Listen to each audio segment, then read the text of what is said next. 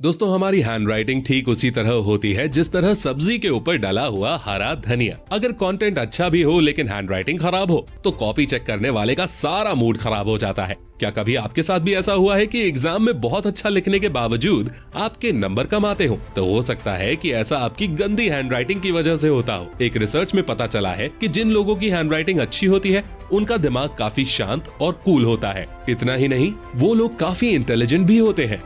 तो दोस्तों, अगर आपकी हैंडराइटिंग अच्छी नहीं है तो आपको परेशान होने की जरूरत नहीं, क्योंकि आज का ये वीडियो सिर्फ आपके लिए ही है। आज के इस वीडियो में हम जानने वाले हैं कि हैंडराइटिंग कैसे सही करें और कम से कम समय में इसे और ज्यादा कैसे इंप्रूव करें। तो दोस्तों, आज फिर जबरदस्त वैल्यू ऐड करेंगे आपकी लाइफ में।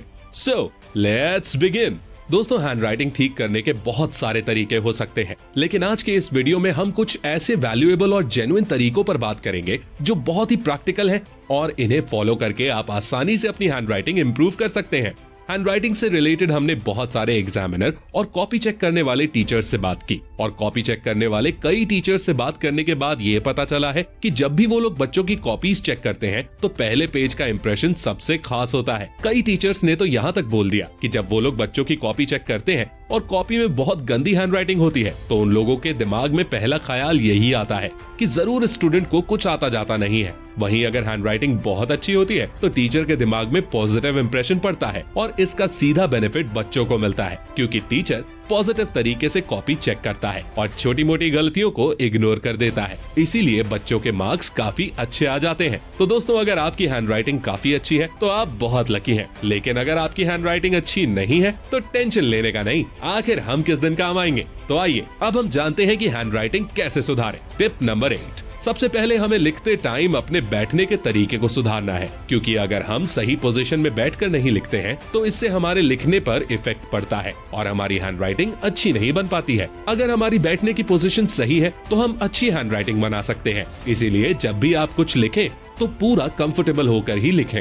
हम लोग अक्सर देखते हैं कि कई लोग कॉपी को टेढ़ा करके लिखते हैं, ऐसे में उनकी हैंडराइटिंग भी टेढ़ी हो जाती है। और कई लोग तो ऐसे भी होते हैं जो टेबल के ऊपर सिर रख कर लिखते हैं। अब आप खुद बताइए, अगर कोई बंदा टेबल के ऊपर सिर रखकर और गर्दन को झुकाकर लिखेगा तो उसकी हैंडराइटिंग भला कहाँ तक अच्छी आएगी। इसलिए आपको ऐसी गलती बिल्कुल भी नहीं करनी है और लिखते समय एक सही पोजीशन में बैठना है। हमारी पोजीशन कुछ इस तरह होनी चाहिए जिससे लिखते समय हम बिल्कुल कंफर्टेबल महसूस करें। Tip number 7। हमारी हैंडराइटिंग कैसी होगी ये काफी हद तक इस बात पर डिपेंड करता है कि हम लिखते समय पेन को किस तरीके से पकड़ते हैं। जब हम पेन को कस के पकड़कर लिखते हैं तो इसके दो घाटे होते हैं। एक तो हमारा हाथ जल्दी दर्द करने लगता है और दूसरा, जब हम पेन को टाइट पकड़कर लिखते हैं तो हमारी लिखावट अगले पेज पर दिखने लगती है और फिर रायता फैल जाता है। इसलिए आप जब भी लिखो तो अपने पेन को बहुत ही कंफर्टेबल तरीके से पकड़ो ताकि इस पेज की राइटिंग अगले पेज पर ना दिखाई दे। Tip number 6।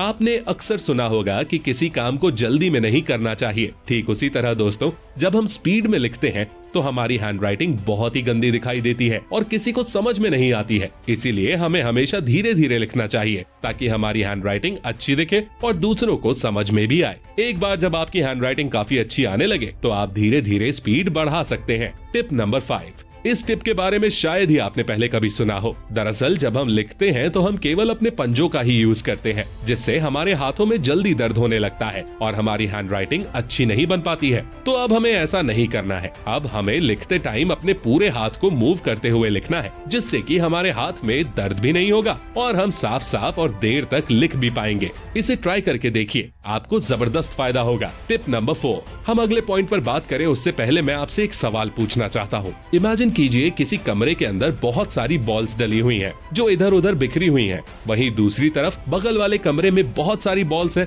जो बिल्कुल लाइन से रखी हुई हैं। अब आप खुद सोचिए, दोनों में से कौन सा कमरा देखने में अच्छा लगेगा? ऑफ कोर्स, जिस कमरे में बॉल्स को अच्छी तरह से सेट किया गया है वो कमरा देखने में ज्यादा अच्छा लगेगा। इसी तरह हमारी राइटिंग में भी होता है। अगर हम लिखते समय वर्ड्स के बीच एक जैसे गैप नहीं रखेंगे तो हमारी हैंडराइटिंग देखने में अच्छी नहीं लगेगी। लिखते टाइम हमें शब्दों के बीच में गैप देना है और कोशिश करनी है कि सभी शब्दों के बीच में समान गैप हो, जिससे हमारी हैंडराइटिंग साफ और अट्रैक्टिव दिखाई देगी। कई बार क्या होता है ना कि हम शब्दों के बीच बहुत कम गैप रखते हैं या फिर बहुत ज्यादा गैप रखते हैं, जिससे हैंडराइटिंग उतनी अट्रैक्टिव नहीं लगती। वहीं अगर हम सभी शब्दों के बीच एक निश्चित गैप रखेंगे तो हमारी हैंडराइटिंग काफी अट्रैक्टिव लगेगी। Tip number 3।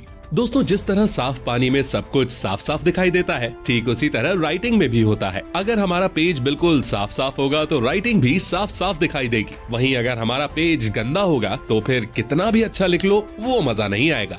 अब आप इन दोनों हैंड राइटिंग को ही देख लीजिए। पहली हैंड राइटिंग में पेज काफी गंदा है, इसलिए राइटिंग अच्छी नहीं लग रही। लेकिन दूसरी हैंड राइटिंग में पेज बिल्कुल साफ सुथरा है, इसलिए हैंड राइटिंग काफी अट्रैक्टिव लग रही है। टिप नंबर 2, करत करत अभ्यास के जड़मती होत सुजान। ये कहावत तो आपने जरूर सुनी होगी। हमारी ये एडवाइस भी इसी कॉन्सेप्ट पर बेस्ड है, क्योंकि प्रैक्टिस करके ही हम किसी चीज को परफेक्ट कर सकते हैं। आपने भी कई बार देखा होगा कि जब आप काफी दिनों तक कुछ भी नहीं लिखते हैं तो आपकी हैंडराइटिंग बिगड़ जाती है और आपको लिखने में दिक्कत होती है। इसलिए रोज रोज कुछ न कुछ लिखते रहें। मेरे साथ भी सेम यही दिक्कत होती थी, इसीलिए पेपर शुरू होने के कुछ दिन पहले से ही मैं लिखने की प्रैक्टिस शुरू कर देता था और पेपर आते आते मेरा हाथ बिल्कुल एडजस्ट हो जाता था और मैं पेपर में बहुत अच्छा लिख पाता था। आप लोग भी इस फॉर्मूला को ट्राई कर सकते हैं। टिप नंबर 1, दोस्तों, एक बात तो बिल्कुल पक्की है कि अगर बंदूक अच्छी होगी तो फायर भी अच्छा ही होगा, और अगर बंदूक अच्छी नहीं होगी तो फायरिंग भी अच्छी नहीं होगी। ठीक इसी तरह पेन के साथ भी होता है। अगर हमारा पेन अच्छी क्वालिटी और ब्रांडेड कंपनी का होगा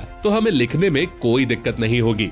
वहीं अगर हम कोई सस्ता या घटिया पेन यूज करेंगे तो फिर हैंडराइटिंग खराब होना तो बनता है। इसीलिए लिखते समय, खासकर पेपर में लिखते समय, हमेशा अच्छी क्वालिटी के पेन को यूज करना चाहिए। और कई बार ऐसा भी होता है कि अलग अलग लोगों की अलग अलग चॉइसेस होती हैं। जैसे कुछ लोगों को मोटे पेन से लिखना पसंद होता है, वहीं कुछ लोगों को पतले पेन से लिखना पसंद होता है। इसीलिए आप जिस तरह के पेन से लिखने में कंफर्टेबल हो, हमेशा उसी पेन का यूज करें। फिर देखिए क्या गजब की राइटिंग आती है। अभी तक हमने वीडियो में जो कुछ भी सीखा, अगर उसे अप्लाई करना हो तो हम पेन चूज करने से शुरुआत कर सकते हैं। सबसे पहले अपना मनपसंद पेन चूज कर लो और फिर लिखने के लिए एक साफ सुथरा पेज खरीद लो।